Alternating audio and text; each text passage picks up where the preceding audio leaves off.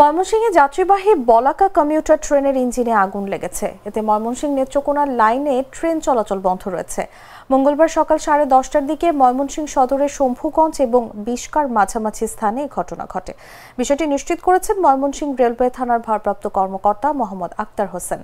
তিনি বলেন, ঢাকা থেকে ছেড়ে আসা যাত্রীবাহী বলাকা কমিউটার ট্রেনটি নেত্রকোনার জারিয়ার দিকে যাচ্ছিল। সকাল 10:30টার দিকে ময়মনসিংহ সদরের শম্ভুগঞ্জ এবং বিশকার মাঝামাঝি এলাকায় আসতেই যান্ত্রিক ত্রুটির কারণে হঠাৎ ট্রেনটির ইঞ্জিনে আগুন ধরে যায়। এতে ইঞ্জিন বন্ধ হলে ট্রেন থামানো হয়। এ সময় প্রচণ্ড ধোঁয়া বের হতে থাকলে যাত্রীরা আতঙ্কিত হয়ে তড়িঘড়ি করে ট্রেন থেকে নামেন। বর্তমানে ময়মনসিংহ নেত্রকোনা লাইনে ট্রেন চলাচল বন্ধ রয়েছে। এ ঘটনায় কোনো হতাহতের ঘটনা ঘটেনি।